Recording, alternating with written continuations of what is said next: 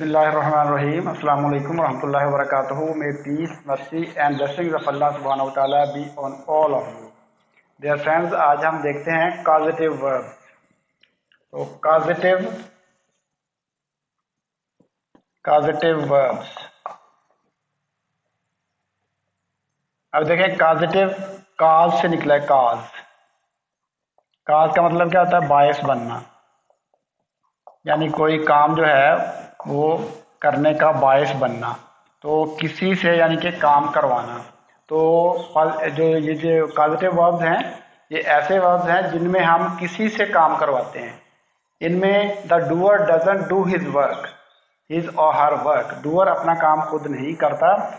He takes the help of someone else, वो किसी और की मदद लेता है। तो ऐसे काम जहाँ पे डूअर जो है वो खुद अपना काम नहीं कर रहा, वो किसी और से अपना काम करवा रहा है, उनको हम कहेंगे कि ये कॉजेटिव वर्ब्स हैं। देखते हैं कॉजेटिव वर्ब्स जो हैं वो कौन कौन से हैं और अहम हैं। ये देखें, हैव और हैड। इसमें हैज नहीं आ सकता, हैज कहीं पे यूज नहीं हो सकता कॉजेटिव वर्ब के तौर पर। अब देखें, मेक और मेड सेकंड फॉर्म भी यूज हो सकती है। इस तरह से गेट और गॉट, तो ये कॉजेटिव वर्ब्स हैं। हम देखते हैं कि कॉजेटिव वर्ब्स की हम पहचान, सबसे पहले तो पहचान जरूरी है कि पहचान का हमें पता हो कि कॉजेटिव वर्ब है। तो देखते हैं पहचान इसकी। देखें, मैं जुमला लिखता हूं, I have a car. I have done my work. I had the work done. अब देखें, इसमें पहले जुमले में आई हैव आ कार, मेरे पास एक कार है। हैव यहाँ पे किसके लिए इस्तेमाल हो रहा है? मलकियत के लिए, यानी पोजेशन के लिए। तो अगर पोजेशन के लिए इस्तेमाल हो रहा है तो कॉजेटिव नहीं हो सकता। अब देखते हैं यहाँ पे, I have done my work, मैंने अपना काम कर लिया है। तो देखें, हैव यहाँ पे आई, यहाँ काम करने वाला कौन है? आई। तो आई चूंकि काम कर रहा है इसलिए यहाँ पे फाइल काम अपना खुद कर रहा है, यहाँ पे कॉजेटिव नहीं हो सकता। अब देखते हैं, I had the work done, मैंने अपना काम करवाया। तो किसी से करवाया है तो यहाँ पे कॉजेटिव है। तो ये जो हैड है ये कॉजेटिव वर्ब के तौर पे काम कर रहा है। तो ये बुनियादी चीज़ है, इसकी थोड़ी सी पहचान का पता होना ज़रूरी है। तो देखें, इसमें इसको समझने के लिए थोड़ा सा एक कंसेप्ट जो है वो, जो इन्फिनेटिव का कंसेप्ट है वो थोड़ा सा आपका क्लियर होना चाहिए। मैं थोड़ा सा उसके बारे में बता देता हूँ, क्योंकि इसमें इन्फिनेटिव जो है वो यूज होंगे। तो इन्फिनेटिव जो होते हैं, देखें, इन्फिनेटिव क्या होता है? ये होता है 2 + V1, यानी वर्ब की पहली फॉर्म के साथ 2 लगा हो तो हम कहते हैं कि ये इन्फिनेटिव है। To do, to write, to play, इस तरह से ये इन्फिनेटिव होता है। एक होता है बेयर इन्फिनेटिव, जिसमें वर्ब जो है काम इन्फिनेटिव वाला ही करता है, लेकिन उसके साथ टू नहीं होता, विदाउट टू होता है। यानी विदाउट वर्ब जो है V1, ये क्या होता है?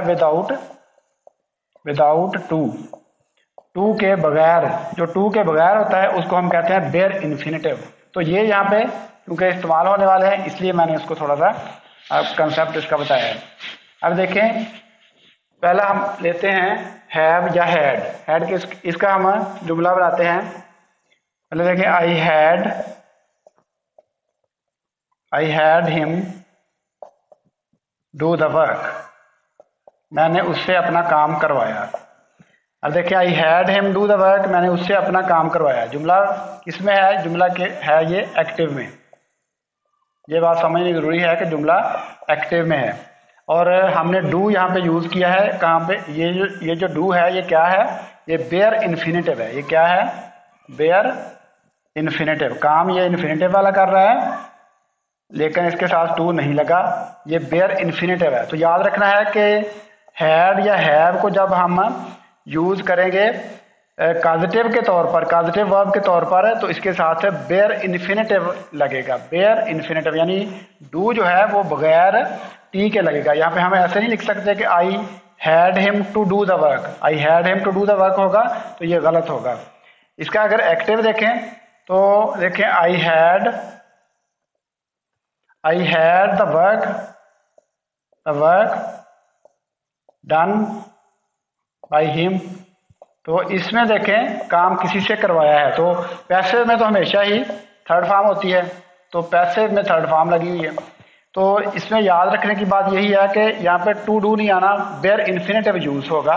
हैव और हैड को जब हम काजेटिव वर्ब के तौर पर इस्तेमाल करेंगे, इसका इस्तेमाल देखिए बहुत ज़्यादा होता है। I had my hair cut by the barber ना भी लिखे, I had my hair cut, मैंने अपने बाल कटवाए। तो इस तरह से आई हैड माई ऐसे रिटन, मैंने अपना मजमून लिखवाया, किसी से लिखवाया। तो इस तरह से जो काम किसी से करवाए जाते हैं उनके साथ हम हैड या हैव लगा सकते हैं।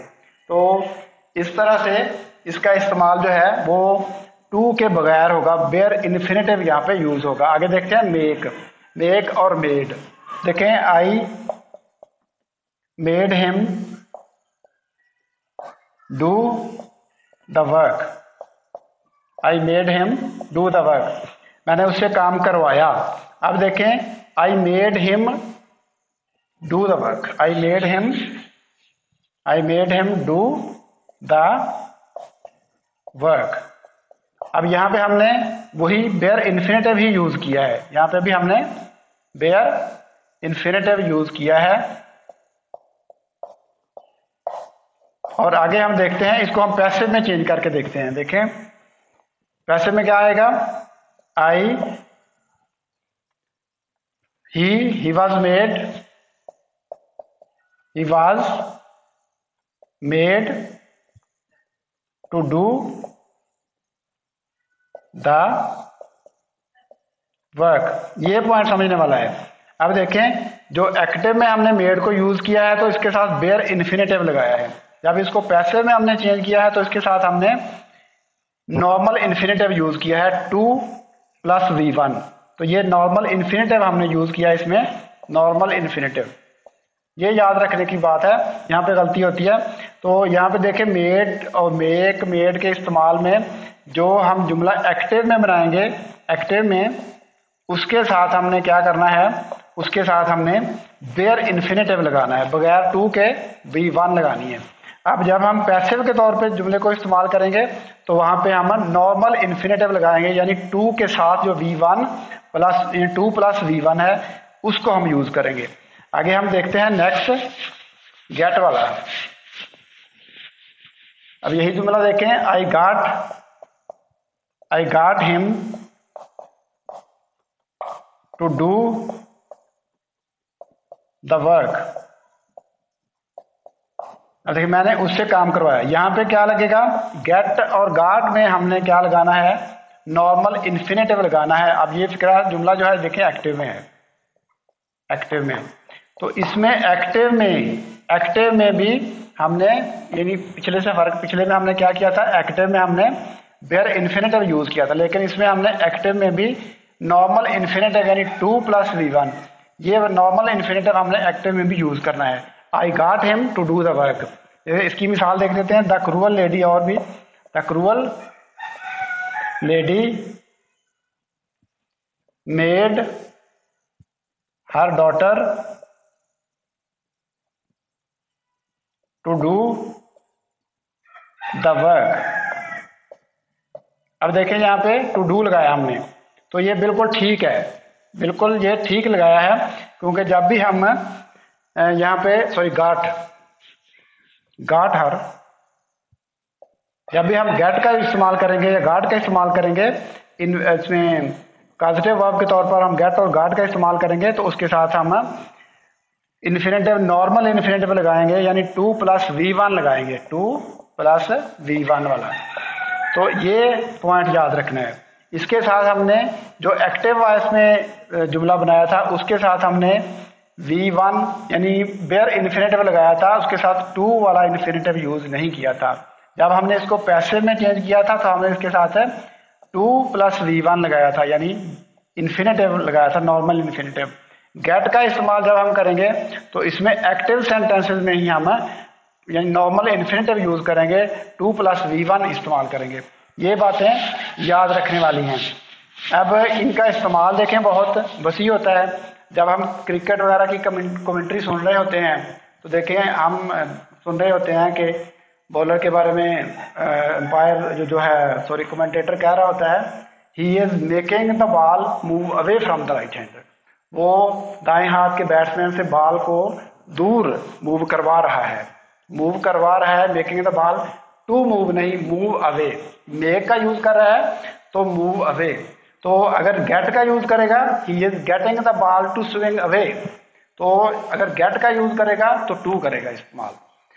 और इसको एक दफ़ा से इसका मैं खुलासा एक दफ़ा बता देता हूँ कि जब हम हैव और हैड को पॉजिटिव वर्ब के तौर पे यूज़ करेंगे तो हम इसके साथ वेयर इन्फिनेटिव लगाएंगे, इसके साथ टू वाली वी यानी 2 + v1 हम नहीं लगाएंगे। जब हम मेक और मेड को पॉजिटिव वर्ब के तौर पे इस्तेमाल करेंगे तो एक्टिव सेंटेंसेस में हम एक्टिव सेंटेंसेस में हम उसमें लगाएंगे ये देयर इन्फिनेटिव। उसमें 2 वाला वी यानी 2 + v1 नहीं लगाएंगे, सिर्फ वर्ब की फर्स्ट फॉर्म लगाएंगे। तो 2 + v1 उसमें नहीं लगाएंगे मेक और मेड में, एक्टिव सेंटेंसेस में। जब मेक और मेड के पैसिव सेंटेंसेस बनाएंगे तो उसमें हम 2 + v1 यानी नॉर्मल इन्फिनेटिव लगाएंगे।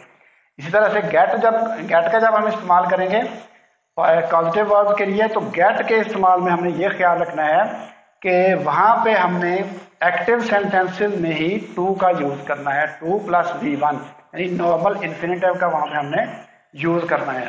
तो ये आमतौर पर इन चीज़ों को, ये जो पॉजिटिव वर्ब्स हैं यानी हैव, हैड और मेक, मेड और गेट, गॉट, इनका जब हम इस्तेमाल करते हैं तो ये गलतियां आमतौर पर स्टूडेंट्स जो हैं वो करते हैं। तो उम्मीद है कि आपको इनकी अब समझ लग गई होगी। तो अगर आपको समझ आई है तो प्लीज़ आप इसको लाइक करें, शेयर करें ताकि दूसरे भी इससे फ़ायदा उठाएं। तो फ़िलहाल इस लेसन से अल्लाह हाफ़िज़, अस्सलाम वालेकुम रहमतुल्लाहि व बरकातुहू।